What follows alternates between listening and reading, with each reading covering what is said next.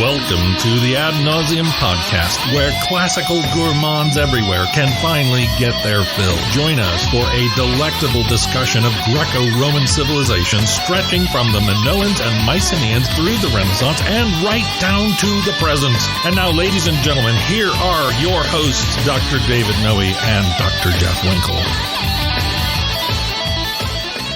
Welcome, Ad Nauseam listeners, to episode 60 of our podcast. My name is Dr. David C. Noe, and I'm here in the vomitorium with Dr. Jeffrey T. Winkle. How are you, Jeff? I'm doing great today. How you feeling, Dave?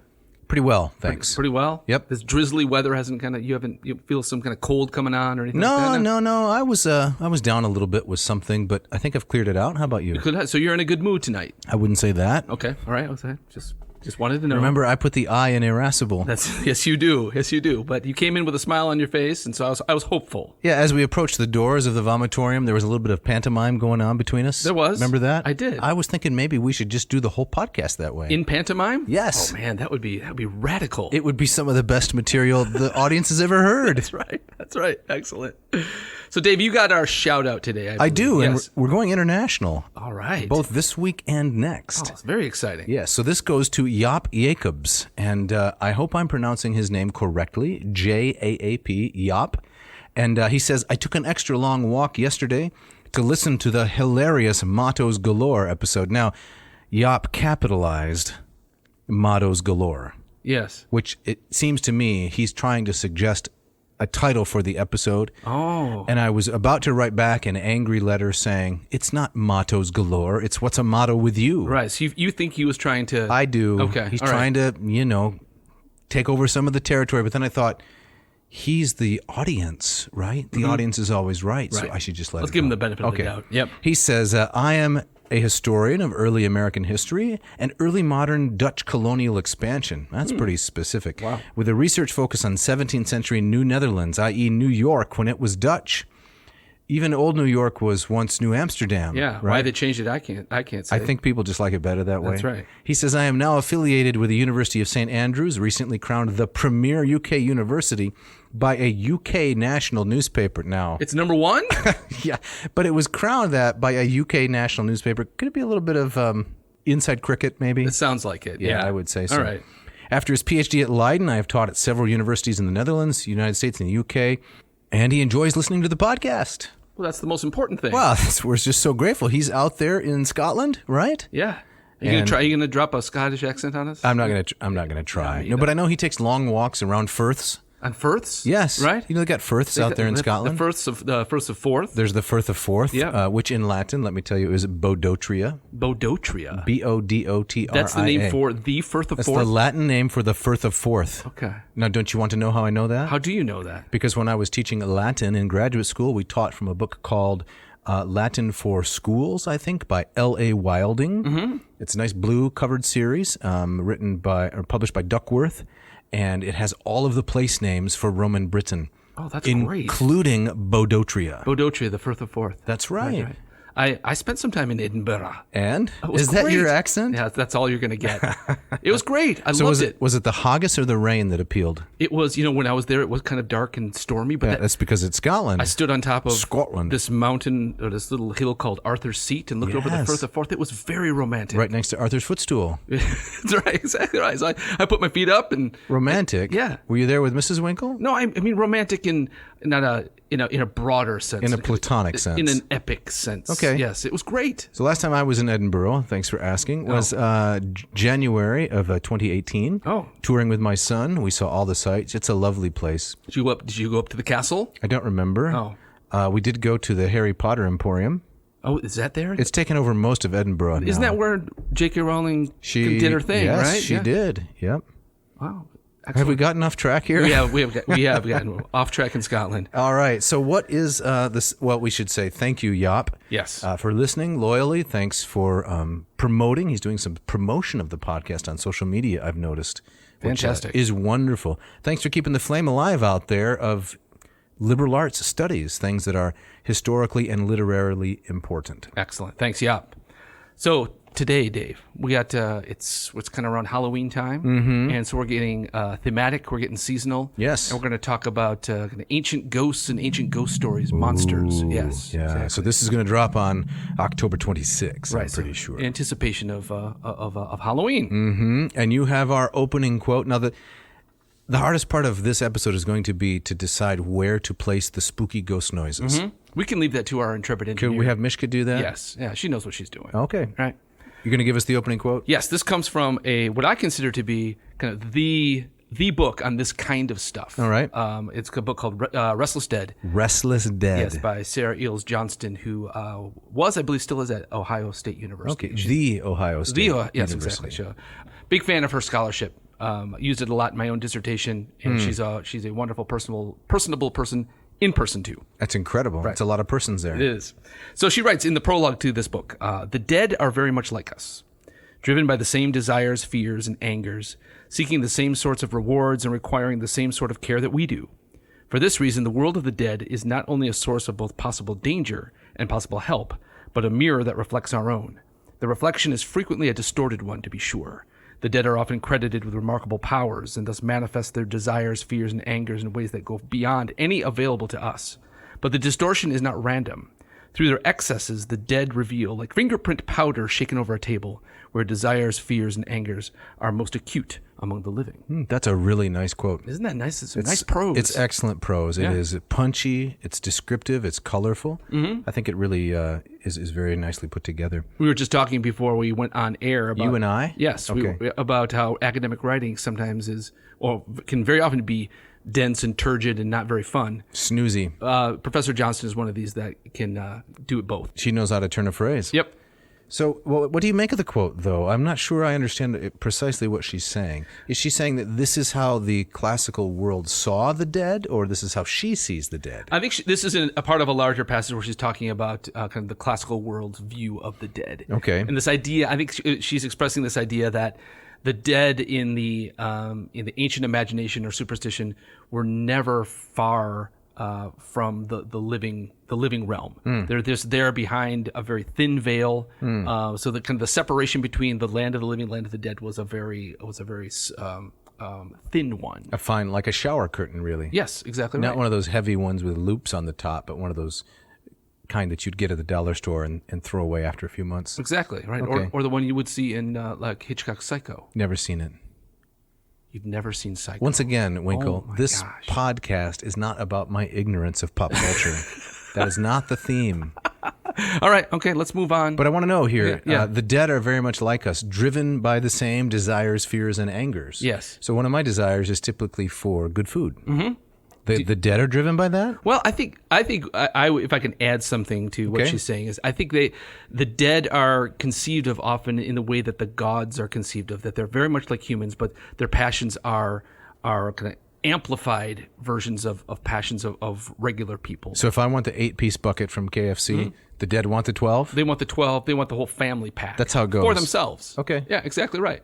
So I think that's what she's saying. So the dead are very close to us, and part of the danger is that they're excessive in the things that they do and that they want. Okay. Yeah. So we got to look out for them. Yes, we do. So what are we going to give the listener today, Dr. Well, Winkle? we're going to start out talking about kind of specific monsters that pop up in what we might call more kind of ancient Greek and Roman folktale, Okay. rather than kind of proper mythology. Okay. And then on So the the other, proper mythology, if I may, deals with things like the Olympians and their relationships. yes, right. And I mean, and there are monstrous beings in mythology, but we're Yes. going to talk about kind of monsters and ghosts of a different quality. Okay. Right.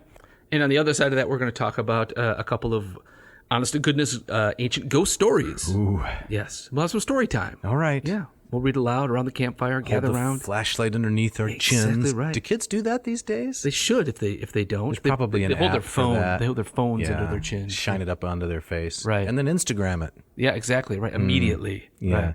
Are we sounding like a couple of old cruddy daddies? I'm feeling a little crotchety, to tell you the truth. Irascibility is my bit. That's right. It's wearing off though. Okay.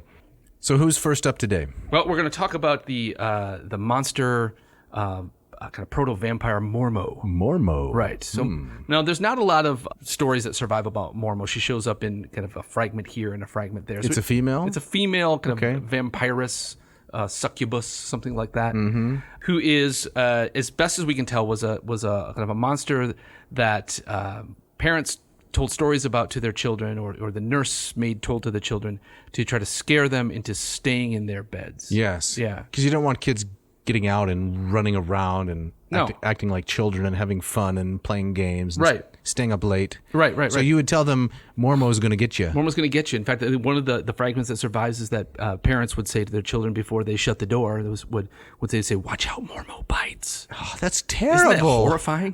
That's really awful. Right. All right. If I did that to my youngest child, there's no way he's sleeping. No way. Spread thumbtacks or something all over the floor. Right. Peanut butter to make sure Mormo doesn't get in. Exactly right. Crazy. So this is not your marquee monster like Medusa, the Minotaur, some other chimera. No, I mean those aren't monsters that are going to scare kids. Like the Minotaur, there's one of them. Theseus took care of it. Right. They're not worried about the Minotaur hanging out in the closet. Right. So they belong to a different category. But these are kind of more folktale-ish ghost monsters, which there could be many of them, and they can be in many places at once, and they can show up at any time. That's awful. That's terrifying. okay. Right. So what's the etymology of Mormo?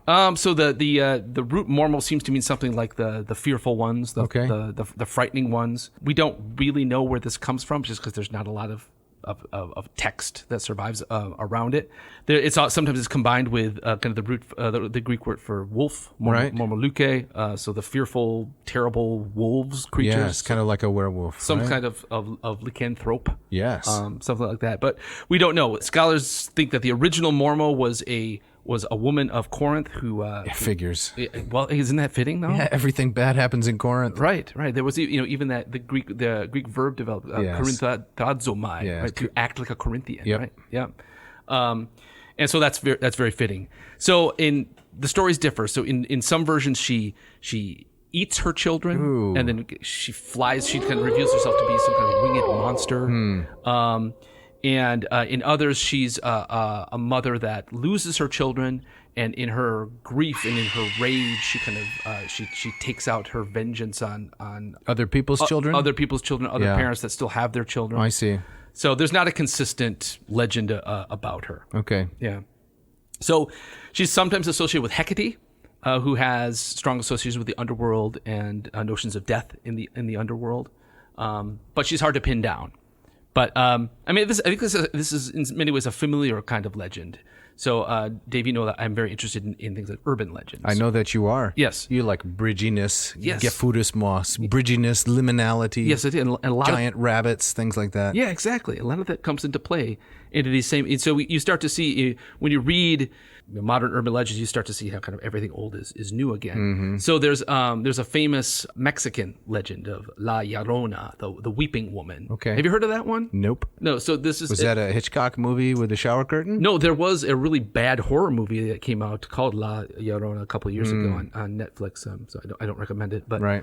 But it's the weeping woman, and the idea is that this is a woman who has lost her children, and she's now a liminal being. She's kind of stuck between this world and the next. In some version of the story, she kills herself, but she's unable to cross over, and she becomes this terrifying, rage-filled, vengeance-filled being who can show up at any moment. And so I think the Mormo legend clearly has overlaps with that same kind of idea. Is there going to be any candy corn in this episode? Very little. There's not going to be any bubble gum or those little heart mints that you put in your pumpkin-shaped candy bag? Those little antacids. Yeah. Right. Is that what they are? I'm stealing somebody else's joke there. Okay. Candy corn. Is it all going to be real heavy and grim and eating children and blood and that kind of stuff? It's not going to get happy. There's not a lot of Okay. happy endings here. But an aside, candy corn, #1 worst candy of all time. So there's no caramel apples or any other kind of holiday treats in this episode? No hay rides. Okay. No bobbing for. All right, let's keep going. Okay, sorry. Let's keep going. All right. So, there's not a whole lot else to say about Mormo because there's the stories don't survive. Aristophanes refers to her a couple of times in his plays, and he seems to kind of use it as she represents a kind of an apotropaic image, kind of a Medusa head that you don't look at. And so in his play Acharnians, his character Dicaeopolis, the lead character, responding to somebody else who's kind of dressed up in some kind of ridiculous outfit. Okay. He says something, "Your terrifying armor makes me dizzy. I beg you, take away that Mormo." I can't even. It's so horrible. I can't even look at it. Yeah, it's like a boogie monster. Can I read some of the Greek there? Oh, please do. Yes, because that's better than candy corn anyway. Right. Now I'm not reading this in the trochaic tetrameter or the iambic tetrameter, which is what I think it probably is. But we'll give it a go. Dikaiopolos sukoi depo hupa tu deus garton haplon elingio. Alanti below sapeneng camu ten mormona. There's the word mormona. Yeah, that's our mormona. Right. So you can see that the translation there is pretty loose from what you read there. But you can't deal with your armor. So yes. Take it away. Take away that mormo. That mormo. Right. So you think this word could be used in modern day parlance? How would you use it? I mean, how was your day? It was such a mormo. Such a mormo. Right. Yeah, I like that. That traffic out there this week is just mormo. It's like something you can't. I just can't. Yes. I can't deal with it. I just can't. Yeah. I like it. Let's try to bring it back. Well, I've done this with a lot of different words, and I've had no success. Really? What other words have you tried to kind of bring back? Well, not bring back, but introduce into the lexicon. Transliminate. Transliminate. Yes. He transliminated the building. Yeah. It's just a fancy way of saying he came in. I like it. But that hasn't gotten any traction. Nobody's been using it. Right. I'm gonna reference another movie that I'm pretty sure you haven't seen. Have you seen the movie Mean Girls? No. Okay. Well, there's a character in there who tries to get the term fetch happening like that, like instead of cool, like, oh, that is so fetch. That is so fetch. And one of her friends tells her at some point in the movie, says, stop trying to make fetch happen. It's not going to happen. Right? I kind of like that word. I do. I thought it was, yeah, exactly. Right. Anyway. Who's next up here? Well, if we're going to move on from Mormo, or we got more Mormo? Well, I mean, there's another Aristophanes quote there where he uses it, I think, slightly different. He's in his play Peace, the character Trugeos responds to another character. This is terrible.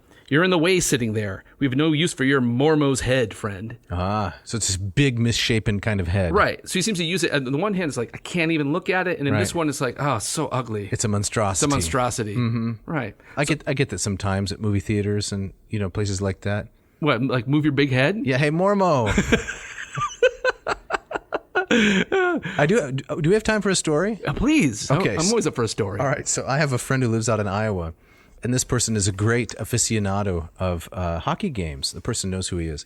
And he goes to this hockey game, and he's stand up, and he's shouting, and the crowd around him starts shouting, "Hey, cheese butt, sit down. Hey, cheese butt." So he starts shouting it too. "Hey, cheese butt, sit down." And then someone taps my shoulders. They're yelling at you. He had sat in a platter of nachos. But he got so caught up. He got so caught up in it, he didn't know he was the one. Bud. Exactly. Oh, man. Now, that's frightening. There's your Halloween story. Oh, man. To realize that you are cheese bud. Oh, that is. Oh, man. That's a nightmare. All right. Lamia. All right. Moving along. So Lamia shows up more in kind of Roman era legends. Sometimes it doesn't seem to be too much a difference between Mormo and Lamia. Are they two names for the same kind of thing?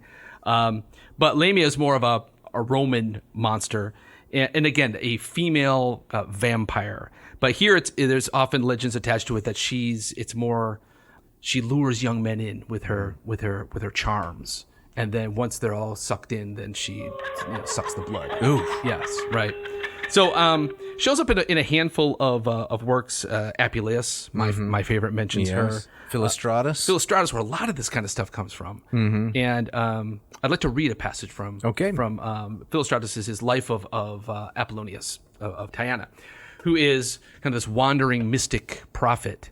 And wherever Apollonius of Tyana yes, is the mystic prophet. Right. Okay. And everywhere he goes, he encounters strange beings and peoples, and he performs miracles, and just wherever he shows up, odd things happen. So he's kind of a hook that Philostratus uses to kind of tell a number of kind of interesting vignettes, if I may. So this is from Book 4, Chapter 25 of his Life of Apollonius. I'm going to drop us right into the middle of the story. Okay. And so as he's kind of our main character, the he in this vignette. As he was walking all alone the road towards Kenkriai, so southern Greece. Yes. He met with an apparition, and it was a woman who clasped his hand and declared that she had been long in love with him, and that she was a Phoenician woman and lived in a suburb of Corinth, of course. Mm-hmm. And she mentioned the name of the particular suburb and said, "When you reach the place this evening, you will hear my voice as I sing to you, and you shall have wine such as you never before drank, and there will be no rival to disturb you, and we two beautiful things will live together." The youth consented to this, for although he was in general a strenuous philosopher, he was That's comedy. he was nevertheless susceptible to the tender passion, and he visited her in the evening, and for the future constantly sought her company as his darling, for he did not yet realize that she was a mere apparition. And this is where the wise man comes in. Okay. Then Apollonius looked over Menippus as a sculptor might do, and he sketched an outline of the youth and examined him, and having observed his foibles, he said, "You are a fine youth, and are hunted by fine women, but in this case you are cherishing a serpent, and a serpent cherishes you." And when Menippus expressed his surprise, he added, "For this lady is of a kind you cannot marry. Why should you? Do you think that she loves you?" "Indeed I do," said the youth, "since she behaves to me as if she loves me." "And would you then marry her?" said Apollonius. So, if I may, Yeah. this is like a platonic dialogue now. That's right. Apollonius is going to get to the bottom of this as kind of a love counselor. Yeah, exactly right. All right. Right. See, this guy can do it all. Okay. All right. He says, "Would you marry her?" "Why, yes, for it would be delightful to marry a woman who loves you." Thereupon Apollonius asked when the wedding was to be. "Perhaps tomorrow," said the other, "for it brooks no delay." He's rushing into things. Apollonius therefore waited for the occasion of the wedding breakfast, and then, presenting himself before the guests who had just arrived, he said, "Where is the dainty lady at whose instance you have come?" "Here she is," replied Menippus. And at the same moment he rose slightly from his seat, blushing. "And to which of you belong the silver and gold and all the rest of the decorations of the banqueting hall?" "To the lady," replied the youth, "for this is all I have of my own," pointing to the philosopher's cloak which he wore. And Apollonius said, "Have you heard of the gardens of Tantalus, how they exist and yet do not exist?" This is like the worst best man speech at a wedding of all time. This is the toast. This is the toast, right. "Yes," they answered, "in the poems of Homer, or we certainly never went down to Hades." "As such," replied Apollonius, "you must regard this adornment, for it is not reality, but the semblance of reality. And that you may realize the truth of what I say, this fine bride is one of the vampires. That is to say, one of those beings whom the many regard as Lamias and hobgoblins. These beings fall in love, and they are devoted to the delights of Aphrodite, but especially to the flesh of human beings. And they decoy with such delights those whom they mean to devour in their feast." Oh, it's terrible. So he can see through the facade. Because he's a philosopher, Apollonius. Yes. So whatever happened to this poor fellow, Menippus? I believe he... Did he get eaten? I don't think he gets eaten. Apollonius saves him. Saves the day, right. A little philosophy Yeah, exactly. is all you need to take care of things. This is what Apollonius does. He goes from town to town, saving the day and telling people, setting them on the straight and narrow. Yeah, look out, because this beautiful woman with whom you've been sharing this dalliance actually wants to eat you. He wants to eat you, right. So that I take this to be a kind of a fairly typical version of the Lamia story, right? So geared more towards... Wasn't there a song, pop song? She's a man-eater? Who is that? The Hall & Oates. Is that's Hall & Oates? Yes, exactly. She, with the sax line, right there. Yeah, she's a man eater. Yeah, is that how it goes? So something like that. It's a little pitchy. But Sorry about that. Yeah. what was that? Circa 1983, something like that. Man eater has got to be I'd say 84, 85. Okay, so this is Lamia. This is what a Lamia is, Right, exactly. She's a man eater. Except a literal. I think Hall & Oates were using a metaphor. Oh, okay. Although they do refer to it as a jaguar in that song. I was too young really to distinguish between metaphor and reality. So. How young were you in 1985? A couple years younger than you were in All right, 1985. Okay. Yeah, too young to appreciate the nuance of Hall & Oates? Definitely. Okay, all right. So we've covered Mormo, we've covered Lamia. Who's next? The dreaded Empousa. The Empousa. Yes. So the Empousa, described as a monstrous specter, which was believed to devour human beings. It could take on different forms. Also, like Mormo, associated with Hecate. So Hecate is the triple witch goddess, right? Right. Associated with the underworld. Okay. And dark magic. And so she would release the Empousa to frighten travelers. And I think it goes along with this idea that once you leave the confines of a city and you're out on the highways and the byways, the crossroads, things get dangerous, things get slippery, things get liminal. And so that's where you're going to encounter these in-between beings, these monsters. They tend to be more creatures of nature. Did you ever have to go take the garbage out at night? Oh yeah. It was frightening, It was right? terrifying, right? Or like if you're like at summer camp, going down to the bathhouse in the middle of the night, you're not coming back. No. It's a week of no hygiene, let's face it. Exactly right. If you got to go down there to get clean, it's just not worth it. It's not worth it. So, no, exactly. Or no, I'm just going to hold it. Right. Yes. Right. So, Well, as a rural dweller, a kind of a rusticus, yes. when I took the trash out, there was no artificial light. It was all, I wasn't a city boy like you. Right. It was just the light of the stars, and I would carry the trash out to its final resting place and then turn around and race back Right. as fast as I could. Exactly. And I didn't even know about Empousa, but I was sure something was out there. nipping at my boots. That's right. There's something about the dark and the silence that you can convince yourself of. But you like that stuff. I do. You like to be scared. I'm drawn to that kind of stuff. Yeah. I don't fully understand it myself. You mean why you're drawn to it? Why to it? Right. I know why I'm repelled by it.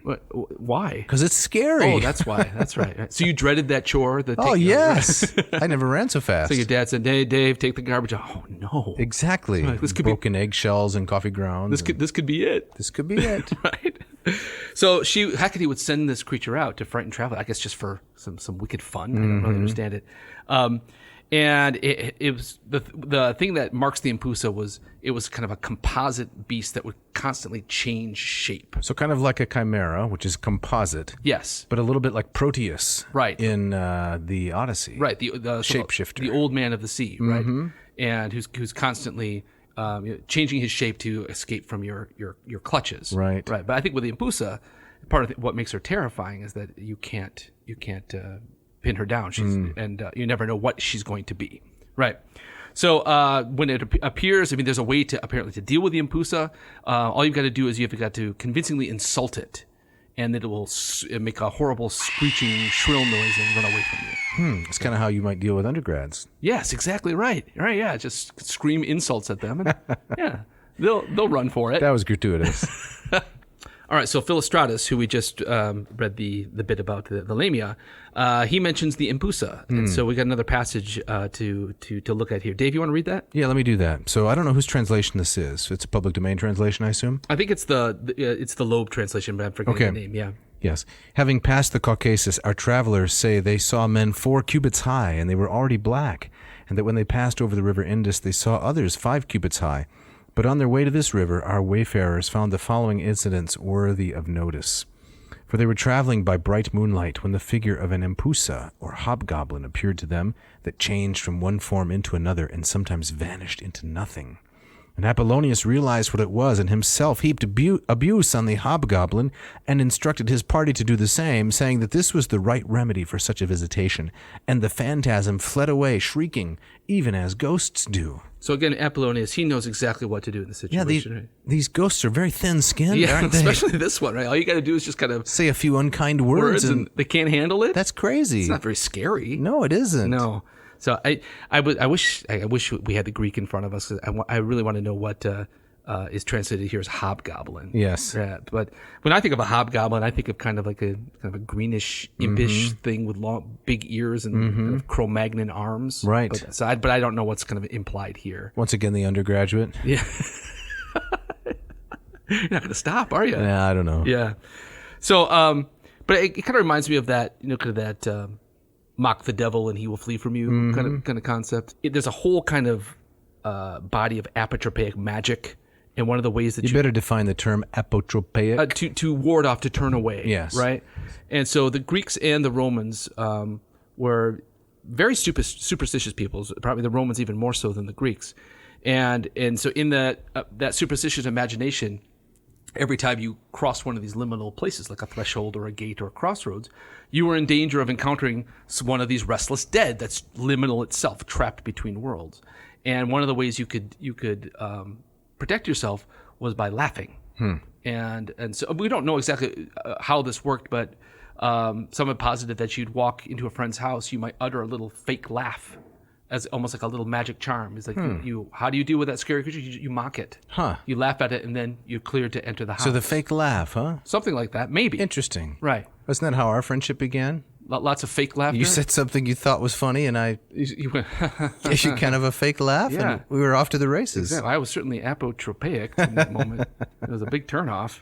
But the Empousa. is one of these characters that you can get rid of by mocking at. Now, there's a great scene Okay. in Aristophanes' Frogs, which we did an episode on. Yes, Quacks. Yes. And in that play, go back and listen to the episode to get the full story. You telling me? I'm telling the audience here. okay. Right. You too. I can't listen to that again. No. So Xanthias, the clever slave, Yes. and the god Dionysus, they're on their way down into the underworld to bring Euripides back from the dead. Right. And all kinds of hijinks and tomfoolery happens. And in one of these scenes, Xanthias claims to see the Empousa approaching in the underworld. So shall I be Xanthias here? You want to be Xanthias? I think that would be better. Okay. Or do you want to be Dionysus? Take Xanthias. Dionysus is the divine guy, right? Right, exactly. But he's also the buffoon. In this. Oh, is he? Yeah, exactly. I'll take the buffoon role. All right. Yeah. Okay. It's a little bit of typecasting. Of course, Master. Wait, what was that? What? What is it? It's behind us. Well, then get behind me. No, wait, it's up ahead. Then get in front of me. Holy Hestia, I see it now. Now that's what I call a monstrous beast. What is it? What does it look like? Hard to say. It's really weird. It keeps changing shape. It's an ox. No, now it's an ass. Wait, now it's a woman. And what a woman. Yowza. Oh, a woman, you say? Where? You know, I should probably say hello. Hold on. She's not a woman anymore. Now she's a nasty cur. Oh, no, it's the Empousa. Crazy. Now her whole face looks like it's on fire. Does she have a leg made of bronze? Why, yes, she does. Good call, Master. The other one seems to be made of, cow dung. Now that's odd. Oh, good gods, where can I escape to? Where can I escape to? My dear holy man, save me from sinking. I'll buy you another, whatever you're drinking. Oh, my dear Heracles, we are toast. Don't call me that. Never call me that. Okay, then. Oh, my dear Dionysus. Oh, that's worse than Heracles. Hey, Empousa, beat it. Scram. What's happening? What's going on? Relax, we're good. Like Hegelakis, we can say, the storm hath passed, and we can now set snail. That is, the Empousa has left the building. Set snail? It's a pun? That's the kind of the punch of that has been lost. This is your translation, isn't it? I smell Winkle on this. You do. I'm very proud of this translation. It's good. Yeah, thank you. But what is the pun of the snail? I mean, we can go slowly? I don't, it's been so long. I don't remember. I was trying, how do you translate a pun from one language into another? It's a challenge. It's a challenge, right? But I remember the footnote of the edition I was using saying that we don't really know, why this would have been funny to an audience. So I did the best I could. That's pretty good. Right. So kind of the idea is that there was no Empousa here. Xanthias is just yanking his master's Making chain. the whole thing up. Right. But it's probably the most extended passage in which the Empousa makes an appearance. So. All right, so there we have it. We have our kind of our three. We got our Mormo. We got our Mormo. We got our Lamia, and we got our Empousa. and the Empousa. Did you ever consider dressing up like one of these for Halloween? I don't know how that would go over in the neighborhood. Really? I mean, leg of bronze and cow dung. That'd be hard to pull off, though. One of my children asked me a few weeks ago what I dressed up as for the Halloween season. Yeah. And I went as a mime once. Okay. Yep. I went as Groucho Marx once. Oh, that's excellent. You had the big grease paint mustache. Something like that. I borrowed someone's lab coat and I made a little headband, kind of a doc. When Groucho's dressed up like a doctor. Yes, of course. I used an orange juice can lid for the the reflective thing the doctor puts on his head. And I had a real cigar. Yeah. That I got from Mackinac Island. Did you do kind of that hunched over walk? I did. And this real cigar was, a foot long because it was a comic cigar. Yeah. This was back in the day when I actually took this real cigar to public school. And I carried it around and kept it in my mouth all day. So, really? Yeah. And it was not an issue? It became an issue to my head later in the afternoon. But it wasn't an issue for the authorities because I didn't really know what I was doing and they didn't know what I was doing either. Yeah. So. Oh, that's great. Now we share an affinity for the Marx Brothers, and so it goes. Your love of them goes back way back. Yeah. And you dressed up as I was thinking about this in the drive. Margaret Dumont. Now, there's a deep reference. She's in the Marx Brothers. Exactly right. She was the comic foil. Yes. Right. No, I was thinking on the way over, and how disappointing kind of the history of my Halloween costuming. They were. I had friends that we'd go out as a group. Right. My friends were also clever and elaborate. Right. And I'm just like, I'll pick up this plastic Yoda head. It's never too late, Winkle. I know. I suppose.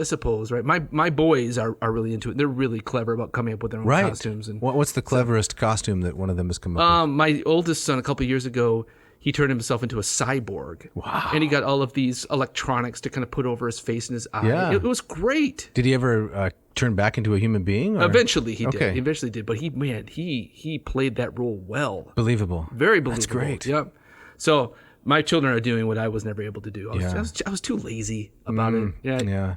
One of my most painful Halloween memories, because this show is not about my ignorance of pop culture. No. It's about painful childhood memories. That's exactly right. Yeah. I dressed up as a robot and went to some childhood party where I was mistaken for different kitchen appliances. So what are you, a dishwasher? No, I'm a robot. Are you an oven? You going to bake me a pizza? No, I'm a robot. Right. It was painful. It's constant riffing on that. Painful. You know, I've always hated the Halloween party. Oh, it's the worst. It's the worst. So you come in, it's like, oh, that's clever, and then, oh, Right. now it's kind of this huge, like, fun thing, and then it's like, It's a letdown, and you're lampooned the rest of the time. and now I got to be this for the next 2 hours, right? Right. Whereas, trick or treating, every door is a new stage. That's a good point. Yeah. Always hated the Halloween party. Yeah. So when we have the ad nauseum Halloween party, we're just going to trick or treat. Yes, exactly. We're not having some. It's all candy corn. all candy corn, circus peanuts. Right. Those are the worst ones. Well, I think it's about time to pay the bills, isn't it, Jeff? Yes, it is. All right, so let's do the ads. All right.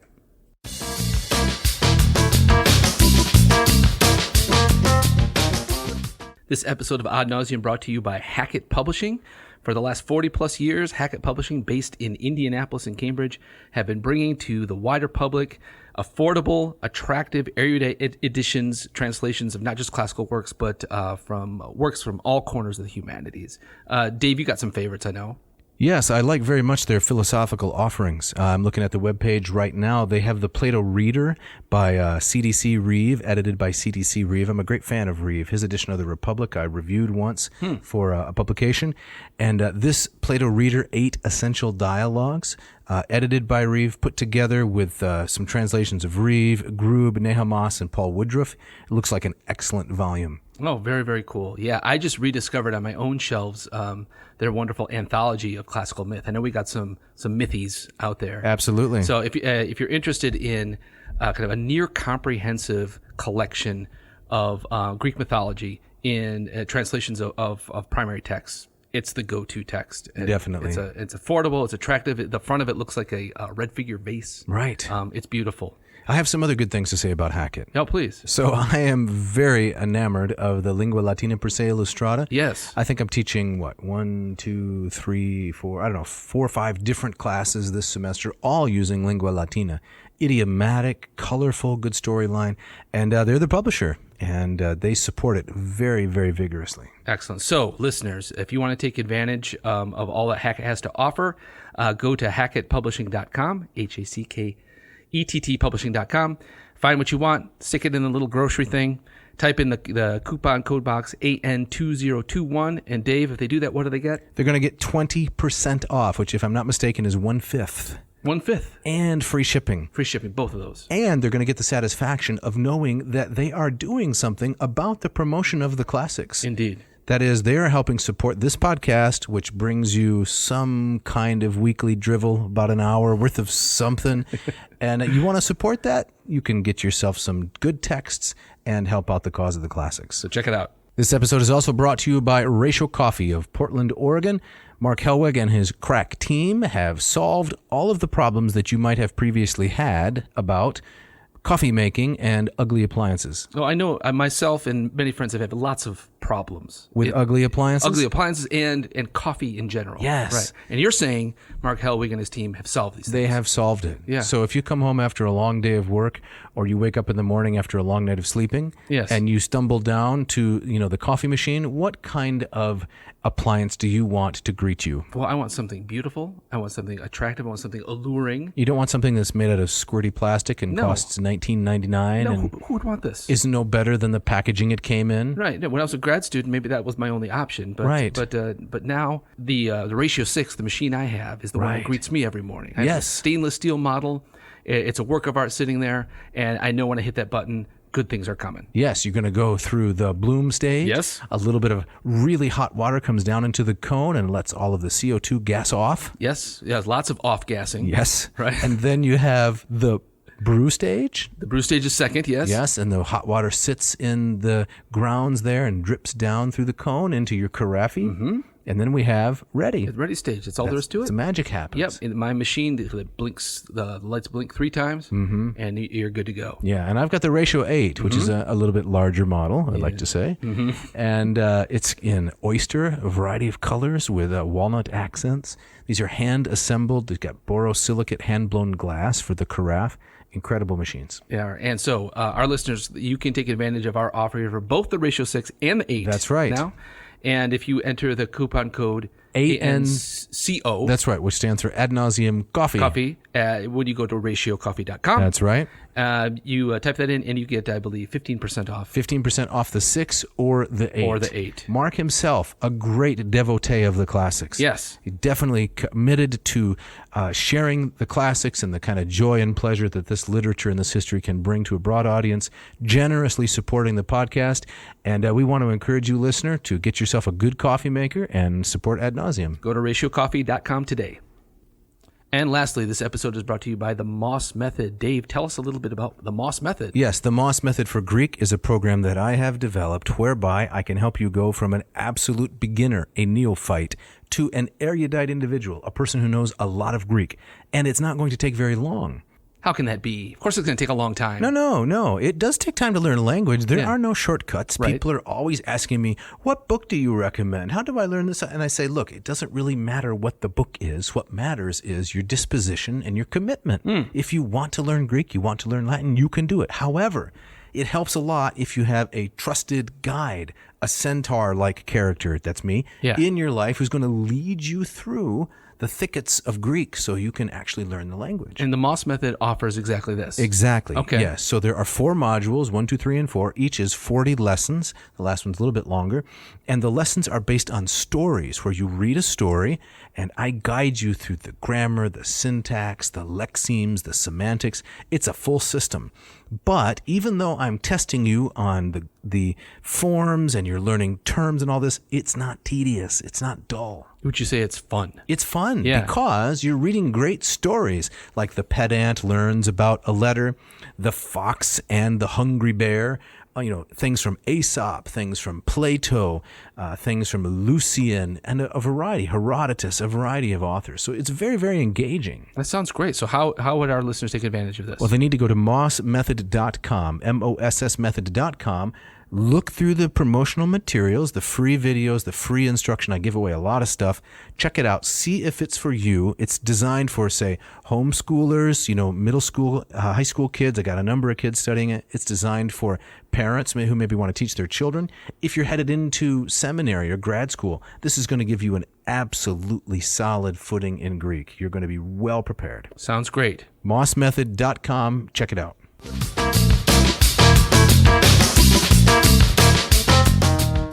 Okay, Jeff, now as we get back into it, we have 2 ancient ghost stories. Right. Ooh. Very, very spooky. Okay, let's start out with number 1. Number 1. So we're going to have a little story time here. All right. So this first one comes from... Let me get my s'mores. You got the s'mores, exactly right. Around the campfire, flashlight under the chin. Mm-hmm. Let's do it. Take my shoes off.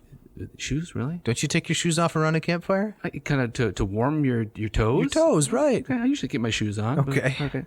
This one comes from Pliny the Younger. Or is it Pliny? If you ask Dennis Miller... It's Pliny. It's Pliny the Younger. I think Dennis Miller is a very funny man. Yes. And I like most of his material. But when he wants to, parody the intelligent person, we're not talking about some egghead. He always uses Pliny the Elder. But he mispronounces it. Maybe it's on purpose. Hey, the very fact that we have there's a mainstream comedian out there referencing knows? Pliny the Elder, right? This is it's worth something. It's worth something, right? So this is a letter not of Pliny or Pliny the Elder. This is Pliny the Younger, and who left behind a number of these letters, which give a really wonderful window into everyday life from many facets. His one day I would love to do an episode on his letter about the eruption of Vesuvius, because it's this eyewitness account. Right? Oh, also the exchange between him and Trajan on the persecution of the Christians. Yes. It's fascinating. Fascinating, yes. It fills in lots of gaps in terms of our knowledge of on-the-ground history from that era. So this is a letter that he writes and talks about this apparent haunted house in Athens. You want to go back and forth with this one? Can we go paragraph by paragraph? Yeah, that sounds good. Okay. And what translation are we using here? Yeah, so this is the Loeb edition in the public domain from 1914. Okay. And I think the translator is William Melmoth. Melmoth. Sounds like a bit of a Mormo. Bit of a Mormo, right? No, I'm sure Melmoth, may he rest in peace. I'm sure he was a delightful person. I'm sure. Yeah. Aren't most classicists? Exactly. And he can turn a phrase, as we're going to hear in just a moment. Absolutely. So I'll start this off here. Go for it. Right. So Pliny writes, "The present recess from business we are now enjoying affords you leisure to give, and me to receive instruction. I am extremely desirous, therefore, to know whether you believe in the existence of ghosts, and that they have a real form, and are a sort of divinities, or only the visionary impressions of a terrified imagination. What particularly inclines me to believe in their existence is a story which I heard of Curtius Rufus. When he was in low circumstances and unknown in the world, he attended the governor of Africa into that province. One evening, as he was walking in the public portico, there appeared to him the figure of a woman, of unusual size and of beauty more than human. And as he stood there, terrified and astonished, she told him she was the tutelary power that presided over Africa, and was come to inform him of the future events of his life, that he should go back to Rome to enjoy high honors there, and return to that province invested with the proconsular dignity, and there should die. Every circumstance of this prediction actually came to pass. It is said farther that upon his arrival at Carthage, as he was coming out of the ship, the same figure met him upon the shore. It is certain, at least, that being seized with a fit of illness, though there were no symptoms in his case that led those about him to despair, he instantly gave up all hope of recovery, judging apparently of the truth of the future part of the prediction by what had already been fulfilled, and of the approaching misfortune from his former prosperity. Now the following story, which I am going to tell you just as I heard it, is it not more terrible than the former, while quite as wonderful?" So it's kind of a ghost of Christmas future. Yes. Right. That's like those many terrible memes that get passed around among Latin teachers. Have you seen that? The ghost of future perfect past indicative. Oh, yes, I have seen those. It was funny the first time, but come on, people, we've all seen it. That's right. Let it go. All right, continuing on. So, Pliny. "There was at Athens a large and roomy house, which had a bad name, so that no one could live there. In the dead of night, a noise resembling the clashing of iron was frequently heard, which, if you listened more attentively, sounded like the rattling of chains, distant at first, but approaching nearer by degrees. Immediately afterwards, a spectre appeared in the form of an old man, of extremely emaciated and squalid appearance, with a long beard and disheveled hair, rattling the chains on his feet and hands. The distressed occupants, meanwhile, passed their wakeful nights under the most dreadful terrors imaginable.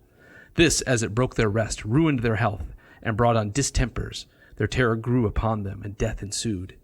Even in the daytime, though the spirit did not appear, yet the impression remained so strong upon their imaginations that it still seemed before their eyes, and kept them in perpetual alarm. Consequently, the house was at length deserted, as being deemed absolutely uninhabitable, so that it was now entirely abandoned to the ghost.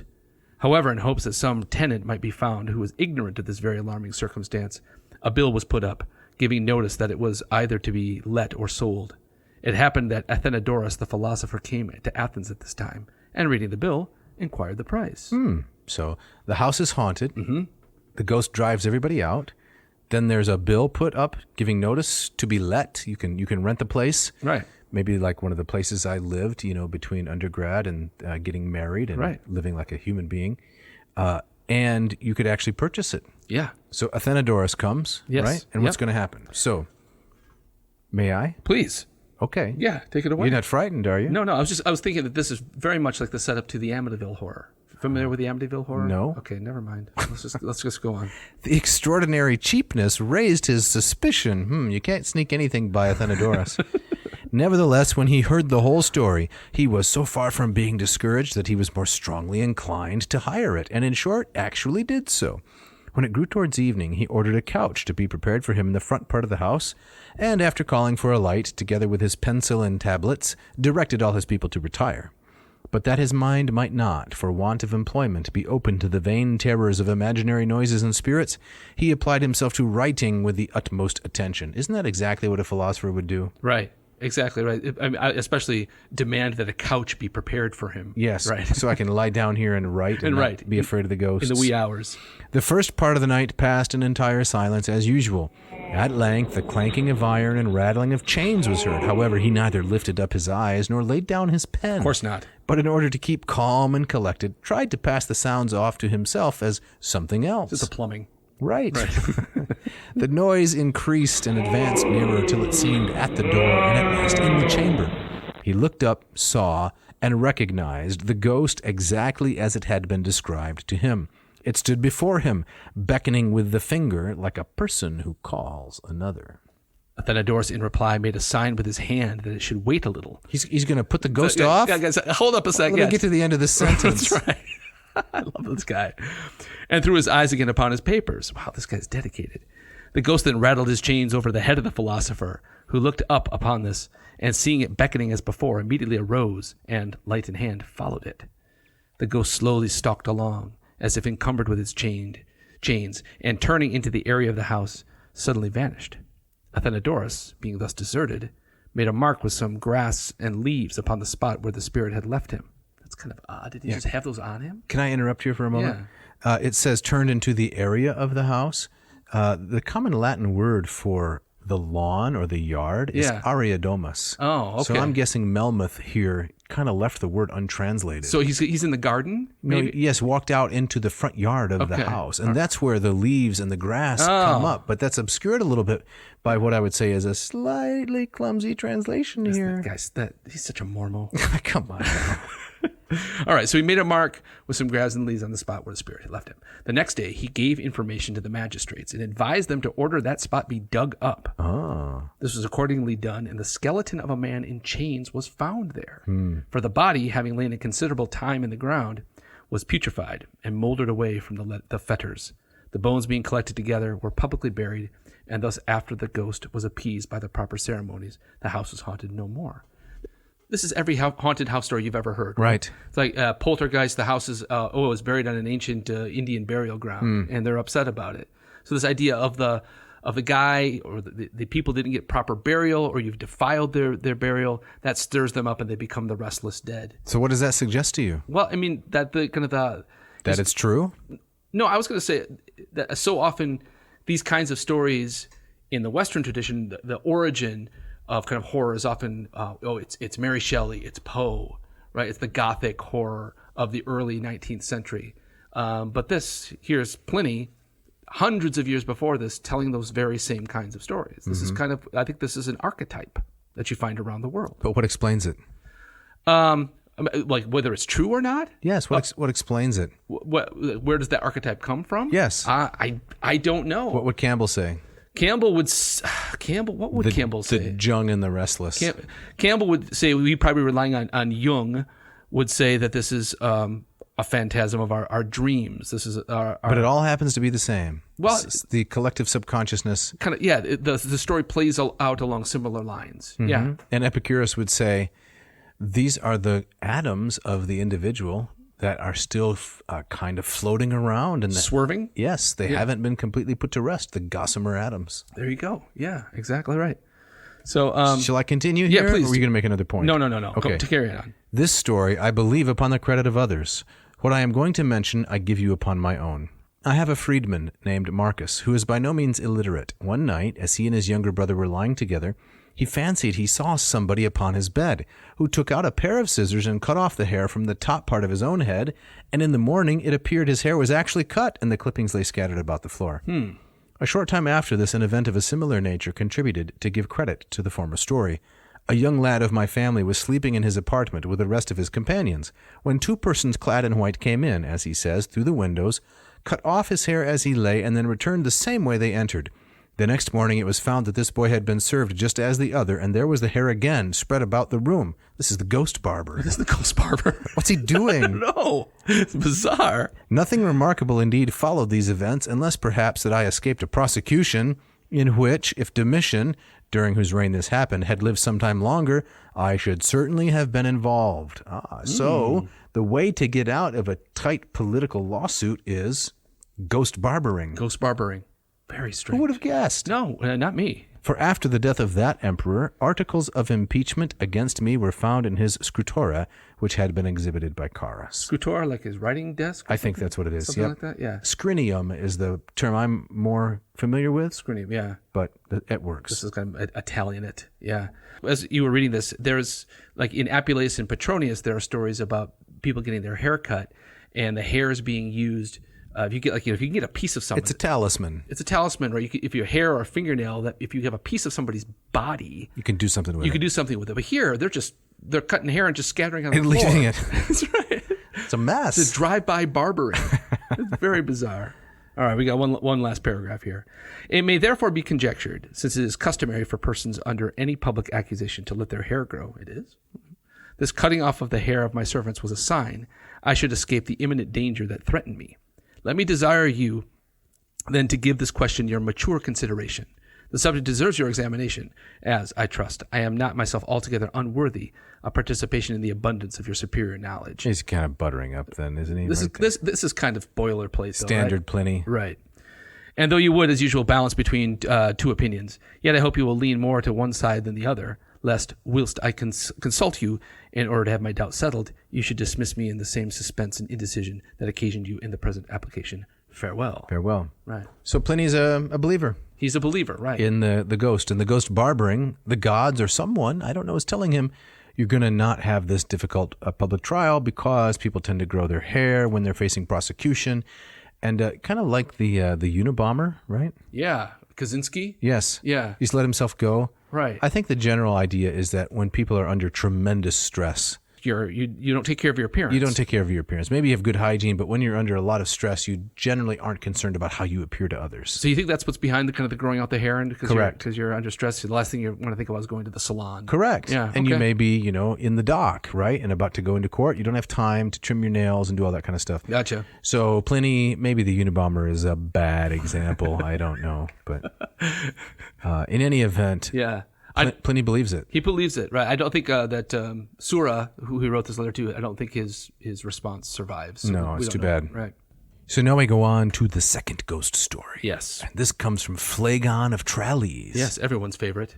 And who preserved this for us? Who preserved this for us? Is it a fragment? I'm not familiar with Phlegon. Usually dated to the 2nd century. Okay. Minor author, yes, a fragmentary. Okay. Seems kind of in that the kind of the Lucian mold. Right. Right. And so who's the translator? Comes from Hansen. All right. Who's done lots of, he translated Apuleius and has done lots of Loeb translations. Excellent. Yep.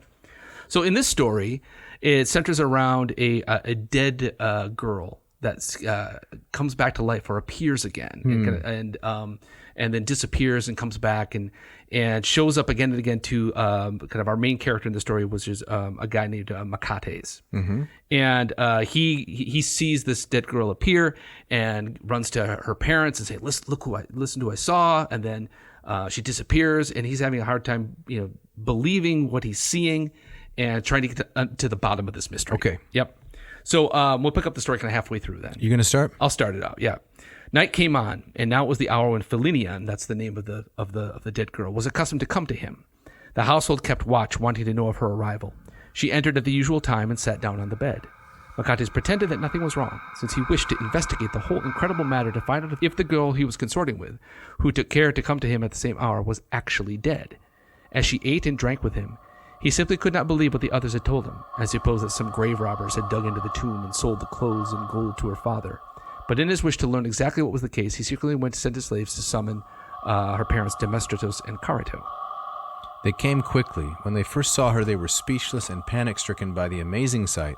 But after that they cried aloud and embraced their daughter. Then Philinian said to them, Mother and father, how unfairly you have grudged my being with a guest for 3 days in my father's house, since I have caused no one any pain.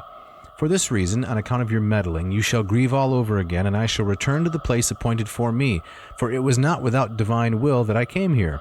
Immediately upon speaking these words, she was dead, and her body lay stretched visibly on the bed.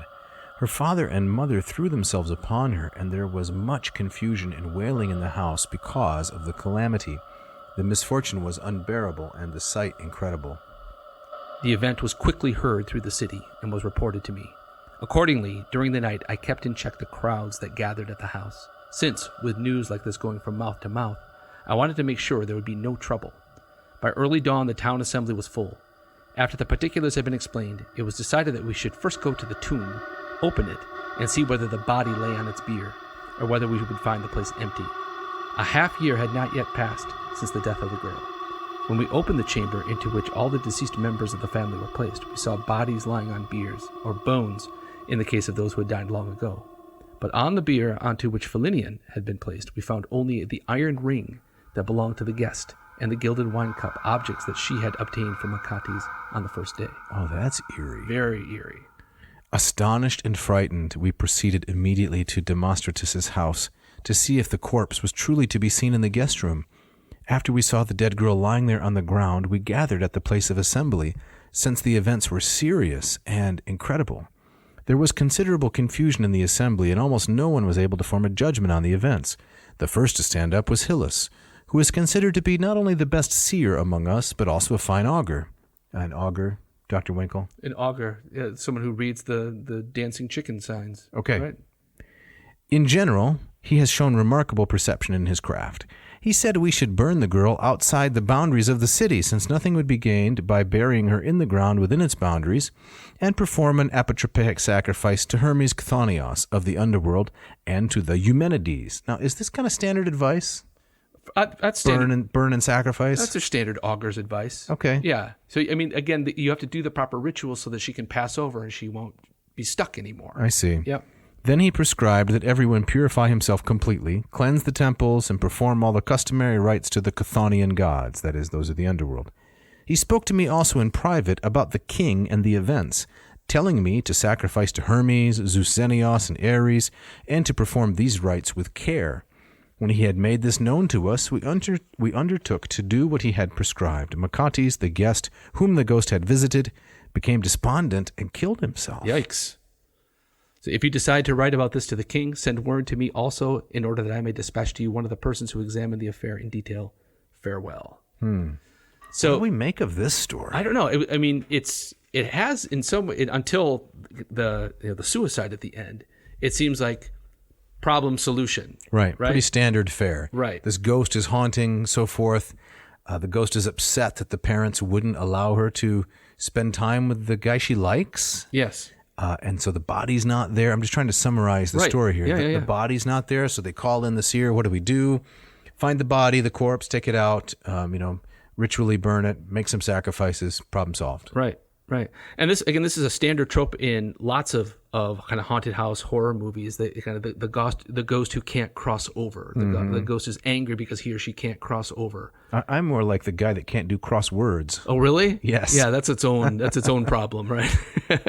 So, and this in Phlegon, whatever his name is. Yeah. His version, there are religious rites and rituals to take care of this very problem. So why did Achates take his own life here? I don't know. I guess he was so disturbed by these events. So enamored of this ghost who visited him, and Right. she's going to be gone now if she crosses over, and Yeah. just filled with sorrow, I suppose. And he can't. He wants to join her there in the underworld. Maybe something like that. Yeah. So we've had Mormo, Mormo. Lamia, Empousa, and two ghost stories. And by no means the only ghost stories. No, there are more. If you look in Petronius, the Roman texts are particularly filled with them. Petronius, Lucan, Apuleius has lots of these very similar kinds of stories. Right. Yeah, there's a great, I think we mentioned it last time or a couple times ago.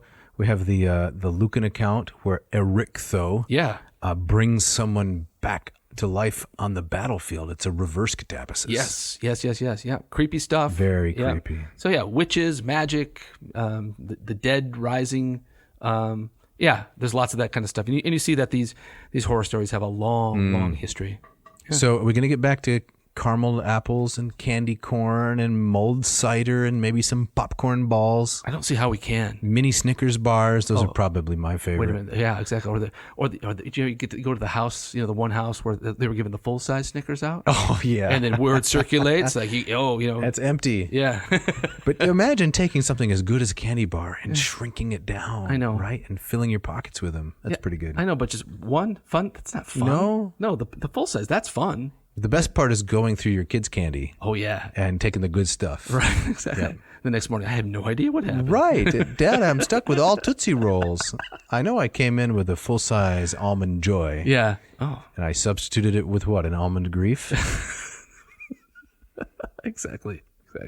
So, All right. Well, I think that's on that happier note. I was trying to just bring a little light here, some candy. On a happier note. Chocolate-coated nougat ending. Yeah, but we got to get out of here. We do. Yeah. We got to go get on our Halloween costume outfits. That's right. What you going as this year? I think I'm going to go as a Discolos. A Discolos. Yeah, kind of grumpy guy. Yeah, I know what I'm going as. What are you going The as? most frightening character imaginable to man. Oh, no. What is that? The Latin teacher.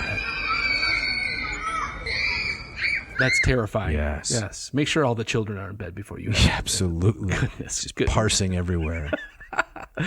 Well, we got to thank some people. Yes, we do. We got to thank Scott Van Zen and Ken Tamplin, our fabulous musicians. Yep. Scott's coming out with his... I interrupted. Go ahead. He's got a new album coming out? The new album is called... Well, the old album is called No Words. I gave the wrong title last week. Oh, no. Ooh, sorry, Scott. All right. Called No Words. Great, blistering, beautiful instrumental stuff. A little acoustic mixed in with blues. Kind of a cross between Eddie Van Halen and Stevie Ray Vaughan. The new one is called Trouble. And got some good tracks on there. Excellent. And if you want to learn how to sing, check out Ken Tamplin's Vocal Academy. Yes, right? it's incredible. We want to thank our spooky audio engineer, Mishka. Yes. She does such great work for us every week. Can't thank her enough. I can't wait to see where she inserted the scary music into this episode. There's lots of opportunity there. She can layer the whole thing. Yeah, so we've gotten some great suggestions from listeners lately. Yes. Some episode suggestions. If you want to get a shout out, you want to have your name mentioned, we'd love to hear it. Hear from you. Send an email to jeff@adnauseum.com. Don't forget the V, or dave@adnauseum.com with comments, suggestions, screeds, criticisms. Let's hear from you. Yep. Keep them coming in. We love to hear it. So next week, what are we doing next week? Next week, we're going to have some more Ovidian vignettes. Excellent. I was hoping you were going to say that. We're going to cover a couple more. And Hackett Publishing, as mentioned, has graciously given us some free copies of some of their translations that we're going to give away. So check social media. And I think probably what you'll have to do is pass along or tag some people, and your name will be randomly selected, because we're going to be covering a lot of Ovid, right? Yep. In the next months, a little vignette or two at a time. Right. You can read along in the Metamorphoses as we go through these stories. Excellent. Very exciting. And Jeff, you get the gustatory parting shot to take us out. I do. This comes from the great and unfortunately late Mitch Hedberg, and I'm going to do my best Mitch here. I ordered a club sandwich, but I'm not even a member. I like my sandwiches with 3 pieces of bread. Well, so do I. Then let's form a club. That's great. Thanks for listening. Thanks.